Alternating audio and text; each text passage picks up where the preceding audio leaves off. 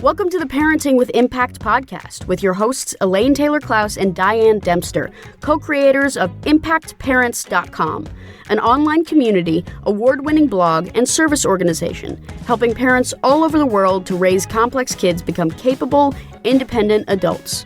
Hi everyone, Elaine and Diane here, and we know that you want your complex kids to grow up to be happy and independent, and yet you're not always sure how or when to help with that. In this podcast, we'll encourage you to collaborate with all kinds of complex kids and support them in navigating life and learning. And we'll interview leading experts from around the world, as well as parents in our own community, talking about how training for parents actually helps these complex kids. We'll talk about the issues we hear parents struggling with all the time and how a coach approach can support and empower your amazing young people. We won't tell you what to do. We're going to help you figure out how. So let's move on to the next conversation. Welcome back, everybody, to another conversation in the Parenting with Impact podcast. We are here today with Sean McCormick. You can read all about him in the show notes. Sean was recommended to us, I think, originally by Seth Perler, and we've gotten a chance to know him a little bit of recent years, and he was in our Palooza, and he is really highly regarded amongst parents in our community for working with young people in the realm of executive function. So I'm looking forward to this conversation. A new friend. Yeah. Anything else in the way of introduction, Diane, before we dive in? No, Sean, give us a story. Welcome. How did you get started doing what you're doing and, catch us up? Yeah. So I think I was a former public school special education teacher. And I think one of the most foundational experiences for me that led me to work with students of students of high needs or complex kids, let's say, was I started and ran what's known as a counseling enriched classroom, which is a classroom that's set up for kids who are transitioning back from residential treatment.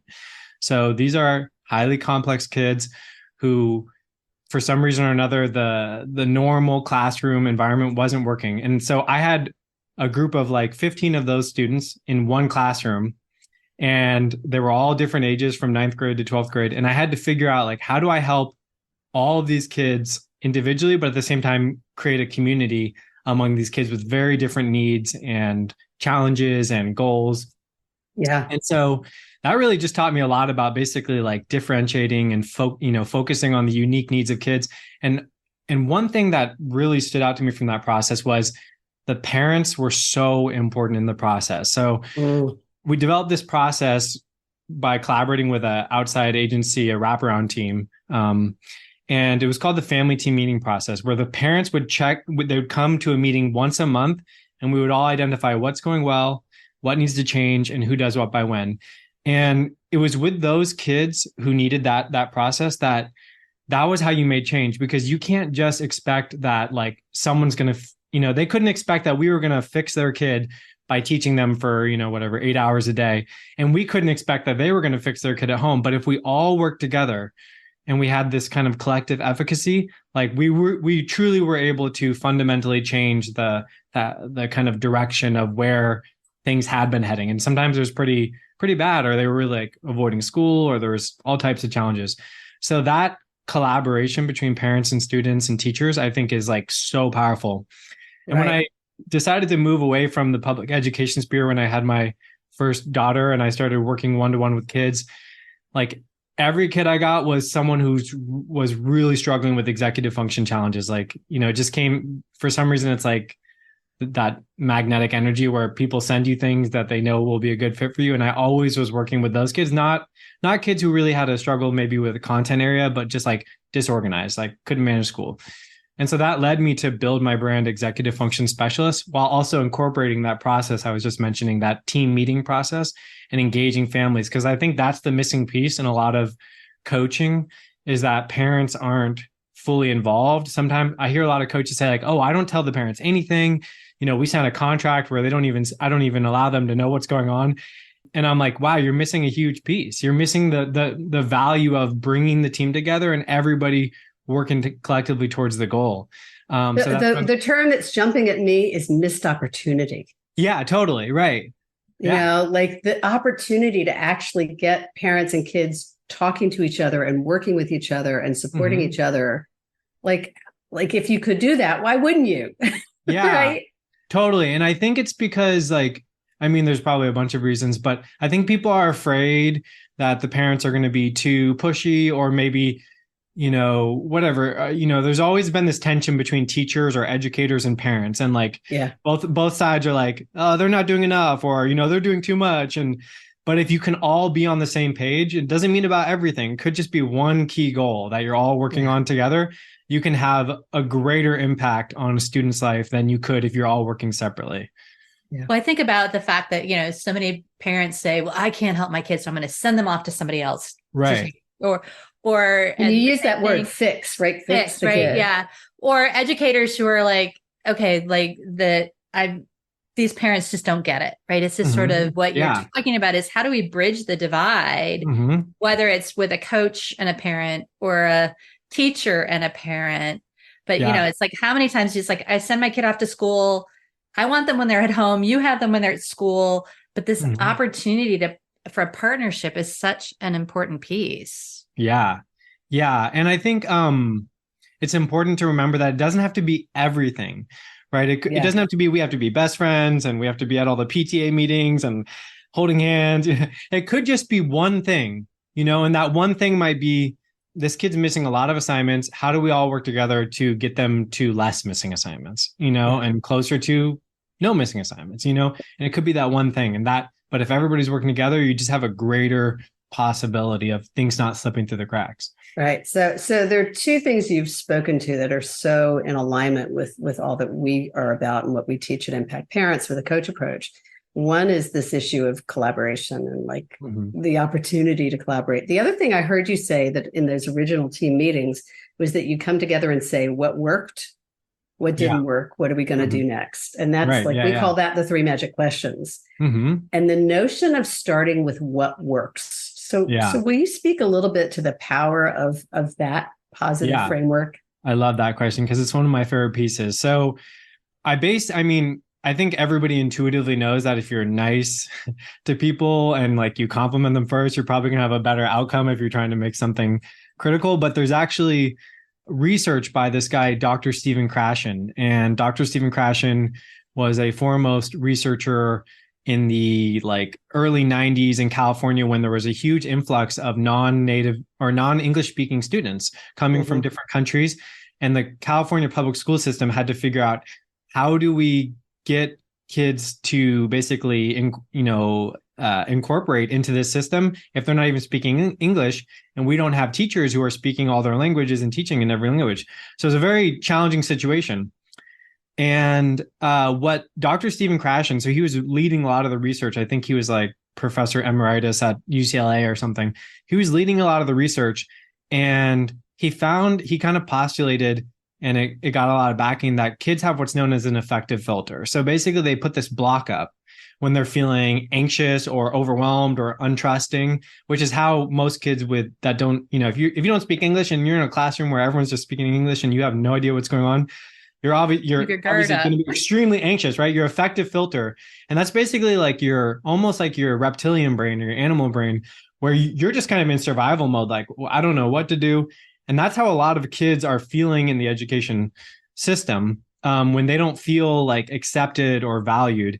And so just that simple act of saying what's going well and everybody sharing something that's going well before you dive into how do we need to fix or change the situation, which can be very triggering to kids when they feel like they need to be fixed. And they're like, well, you're not helping me with my homework, or you're not giving me individualized attention. Why do I need to be fixed? So when you focus first on what's going well, let's all kind of open the door to something positive, that lowers the affective filter. And it starts to allow kids to feel safe and comfortable in getting feedback or being a part of a change framework. I love that. We talk about it in terms of starting with a gift before you make an ask, right? Start with an acknowledgement of some sort. And we hear from parents a lot, well, but the parents are also in that reptilian brain. And if the parent is having a very hard time seeing anything positive, you end up with this really difficult cycle. So part of the exercise here is not just to lower that affective filter for the kids, but also to lower it for the parents. Yeah. And I talk to parents a lot about that. And it's actually a big part of the framework of my business is like educating them on the importance of this. Like it might seem like a small thing to you, or kind of almost meaningless. Like, why would I say congrats to my kid or good job going to your sessions or like taking the trash out? Like, why would I focus on something so small? But there's so much, research and knowledge around like change starts small. Like I like to call them like micro changes. Like if you're trying to change everything at once, that's never going to happen. Right. But if you like those small compounding wins, those small compounding changes, they start to create a new identity in the student. Like, oh, I am capable. Oh, I do follow my parents' directions. Oh, I do get things done, and you can't, but that identity of like, oh, I'm a failure. I'm always missing. I'm not meeting my parents' expectations. That's built in and realized through, constant negative feedback, it becomes the identity. I've got a few families in our community that might say, well, my kid doesn't want to hear that, right? It's just sort of, and a lot of us have perfectionist kids. And so even if we're trying to highlight something that we think is particularly good, they are really critical, or they hear feedback as condescending or what, there's like all of this dynamic. And so what would you say to the parent who's like, my kid doesn't want to hear the good stuff? Mm-hmm. Yeah. I mean, I did have a student, actually, it was really interesting. I had one student who he got enraged at positive feedback. This was when I was in that counseling enriched classroom. And it was like, it totally took me for a spin, because I was like, man, I would write a note and like set on his desk, he'd crumple it up and drop it, and I was like, wow, this is like totally, I got to figure out another approach. So yeah, there are situations where maybe positive feedback is not the right move, but I would say that's more of the exception than the rule, and that most kids and most people in general really do value like positive feedback. It helps them know they're going in the right direction, and know what they should repeat to kind of please their caregivers.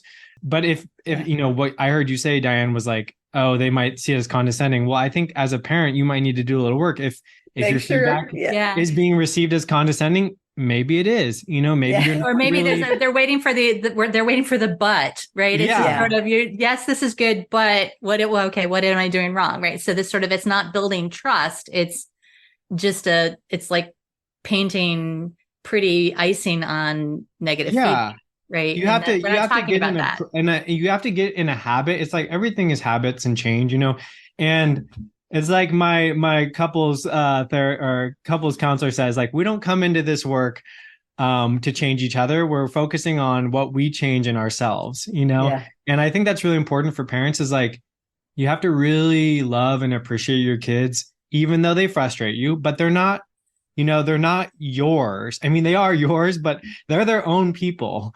And so it's like, if you were a manager at a business, would you just constantly give negative feedback to someone? Do you think that's going to get the best performance out of them? Or you're going to have to find some creative ways to engage them and make them feel valued, not that your kids are your employees, but but there's a great parallel there. And, we talk, I love this topic. What I talk about a lot is keeping it really chill, right? Often what happens with parents is we go overboard in acknowledging the positive. And if it's just like, good job, and you move on, that is less likely to get a reaction. And for those kids that are hypersensitive, we want to keep it simple enough where it doesn't feel inauthentic. Yeah. Right. Yeah. Or condescending. So we need to take a quick break, and then we'll be right back. Hi, it's Elaine. And if you like this podcast, you'll love our coach approach. Whether you're a parent looking for support or a professional supporting families, we invite you to download a free guide with 12 key coaching tools at impactparents.com/gift. You can begin using a coach approach to help kids become more independent or improve all of your conversations at work and at home. That's impactparents.com/gift. So welcome back, everybody. Our guest is Sean McCormick. We're talking about really what we've ended up talking about is the collaborative role of parents and giving, kind of positive feedback to complex kids as a way to engage them in the process of taking ownership of themselves. What I want to do in the time we have remaining is to shift to ask you, you work with a lot of young people. And you were just starting to speak to that issue of they are separate autonomous beings from their parents. And sometimes that's hard for parents to get their head around. What do you want parents of complex kids to understand better? Maybe it's about their kids, or maybe about what's the opportunity in the relationship with their kids. What's this? If we were to give you a bully pulpit to talk to all the parents of all the kids you work with, what do you want them to know most of all? Yeah. So this is going to come off as like probably counterintuitive, but like you're not as big of a deal as you think you are. And what I mean by that is the research on what impacts student achievement. So there's this really famous study, and we talked about it before in ADHD Palooza, but there's this study that's constantly being updated called Visible Learning by John Hattie. And he ranks, he's basically looked at like hundreds of thousands of studies and like tons of meta-analysis, and it's encompassed over 250 million students worldwide. So they've ranked all these things. And if you Google visible learning, you can see what basically factors or strategies have the biggest impact on student achievement. And the one we just talked about earlier was collective efficacy. That's always like number 1 or 2, having the biggest impact. And basically it's the idea that a group of people working together around a goal. So in that sense, parents, you have a huge role to play. And it's basically in the facilitator of coming up with a great team that's supporting your child and being involved in that. So in that sense, you do. But if you go onto the Visible Learning website and you look at the factors, like if you scroll down, like parental involvement it's above like the kind of like, I guess you could say the middle point, but it's not the biggest factor. There are, so I don't want you to put too much pressure or feel like everything's your fault is what I'm trying to say to you as parents. What I want you to think about is like, how do I create an amazing team around my kid? And how do I make sure I do my part to work effectively with that team? Because you can't do everything. You've done your job, right? You've given your child a safe place to live. You've fed them, you've nourished them. But if you're trying to really launch them in the world and help them have the best outcomes, the best executive function skills, you need to support them with a community of people where you guys are all working kind of hand in hand towards developing your child. You can't just like shape them exactly, but like put them in a position where they can be around people that can support them, whether it's they want to be a great athlete or a great student or scientist, and kind of work hand in hand with those people. But don't feel like it's all on you, because the research says it's not. So that's what I want parents to know. I love that. And it dovetails again so well into the work we do, because what you said was, how do I create an amazing team and do my part to work effectively with that team? And what I might add is with that team and with my kid. In service of my kid becoming more independent of themselves. Yeah. Right. And I want to add to that, because I think it's one thing that's really important is like the parents who I see that get the most value from our services, and families and students have like incredible changes, like going from like failing grades and missing assignments to like managing school, sometimes like hitting the honor roll, whatever, or, presence list, or doing really well in college, launching to great jobs and things like that. But the ones that are the most successful are just the ones who like you said, are chill about participating in the process and are supportive.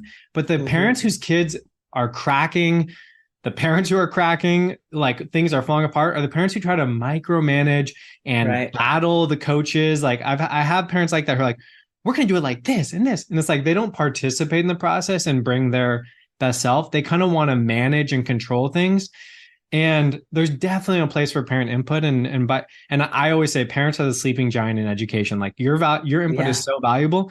But if you're trying to like, I don't know, like bulldoze or direct the whole process of, around people that you're paying, right? Professionals, like experts that you're probably paying, those people don't get a lot of value out of executive function coaching. And I imagine it's the same with parent coaching. Like you got to allow everybody to bring their expertise to the table and not feel like you just need to control everything. Well, and I feel like a commercial, but part of what I'm hearing and what you're saying, Sean, is just how many of us as parents are kind of secretly freaking out about our kids. And so the parents that are showing up and micromanaging a lot of times are the ones that are just really scared. And the freaking out and micromanaging is a dysregulated response. And so it's like this sort of, okay, so parents, if you notice yourself micromanaging, it might be an opportunity or an invitation to go, okay, wait a second. How do I not freak out so much? How do I relax a little bit, chill? I love that, chill a little bit. Oh, wow. Let my kids step into this space. And I know that we get scared that they're not, because maybe they haven't, but it's easy to get freaking out and jumping in, you know? Mm-hmm. Yeah. And it's like, if you're feeling that way, like if you're freaking out and you're kind of catastrophizing and you're like, okay, if my kid's missing this, that means they're never going to get a job. It's like, while that energy is very destructive and scary for kids, like kids need a solid foundation. You know, they need parents. They need parents who are people. But if you are a parent who is freaking out and that energy is kind of like seeping into the process, like you need help. Go get a therapist, like work with someone and model for your kid what it means like to self-manage. Like, right. If you're telling your kid, oh, you should work with a coach or you should do this, like you should also, as a parent, model like seeking support when you're feeling overwhelmed or stressed, or, you know, everybody has an opportunity to grow and model the appropriate behaviors, and your kids will look at that and be like, oh, okay. Like, I hope my kids see me and we don't hide it from my kids. Like, oh yeah, mom and dad are going to therapy. We're going to couples counseling, because I want them to seek help when they're older, when things get challenging. Like, I don't want them to feel like they have to shove everything down and be the perfect statue or perfectly strong. Like, that's kind of my perspective. Yeah, couldn't agree more. I often say to parents, particularly in groups, like that often they will leave with the homework of, okay, go talk to your kids about, this is what I learned today. This is what I got from my coach today. This is like, so that they're transparent with their kids, that everybody asks for help, including mom and dad or, you know, parents. Yeah. So commercial interruption for get parent training or coaching, which is what we do at Impact Parents, if you're interested in support for yourself. And know that when your kids are getting support and you're getting support, it's that collaborative. What I love what you're describing is like when you put a team together that's really supporting the kid, sometimes that means supporting yourself so that you can be the best support. Know what your role is and play it really cleanly for your kid. Right. Because the teachers know what their role is, right? And the tutors know what their role is. And when the parents are playing too many roles, it can cause a hot mess. Mm-hmm. Yeah. Yeah. So go ahead, Di. Yeah, I was just going to say, we got to start wrapping up here, but Sean, talk a little bit more. Tell people how they can connect with you if they're interested. Mm-hmm. Yeah. Well, you can go to my website, EF Specialist, Executive Function Specialist, but just EF Specialist with an S at the end.com. That's where I have a newsletter. So if you go up into Connect on the menu, there's like a newsletter. So I send out a weekly newsletter to my parents and educators and other people who are interested in this type of work. And that's just all about how to develop executive function skills in teens and young people. So that's kind of like the best place. Check out my newsletter. I hang out on LinkedIn a good deal. But yeah, those are probably the best places to find me and connect with me. Beautiful.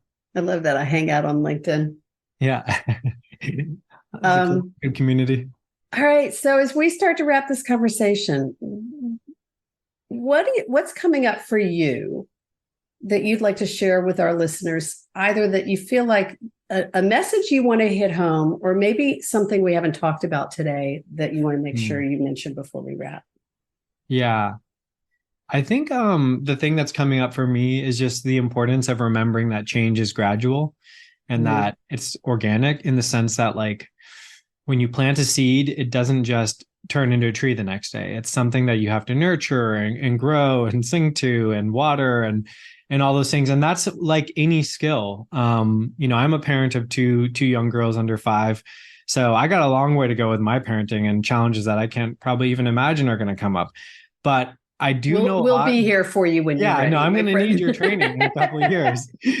But just like, I've really been operating off this quote, small tweaks have big peaks. It's been like really important for me in the last few months with my business, with my parenting, with my exercise. Everything is like, it's those small like unsexy, like daily kind of investments in whatever it is you want to grow and nurture that is going to really compound and blossom into the vision that you have. So if it's your kid managing school more effectively, that might mean a long-term relationship with an executive function coach. Or if you want to improve your parenting, that might mean a year, going through some parenting training. Doesn't mean you do one workshop and it just, changes your life. It could change your life, but it's that daily, that weekly, daily, monthly stuff that really has the impact. So invest. That's my thought, is invest there, whatever it is.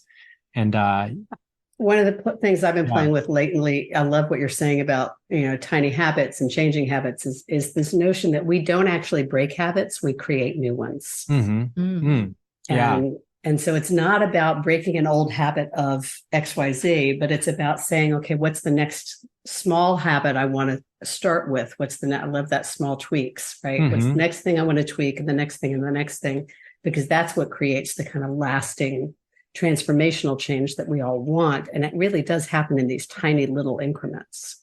Yeah. What do they say? Gradually and then all at once. Right. Yeah. Gradually, then right. suddenly. Yeah. The hockey stick. I've heard Seth say it. Or it's like actually, and I think of you, Elaine, because I remember when you were on my podcast years ago, you were telling me about how you guys did like a guest blog every week for like years, but it's just like that process, I'm sure, just like opened the doors to connect with so many incredible individuals. And it's like, if you had done one, probably wouldn't have had the same impact, but just like having that, process of really engaging with people who are bringing fresh ideas, or it's like, just over time, it's probably just expanded your horizons so much.